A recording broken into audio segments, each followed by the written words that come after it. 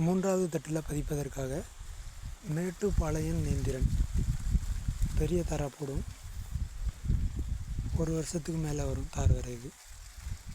1 வருஷம் முடியும் போதில் தான் தார் வரும். இது மேட்டுப்பாளையம் நேந்திரன். நல்ல முறையில் கவனித்து சீக்கிரம் தார் வர மாதிரி பண்ணணும்.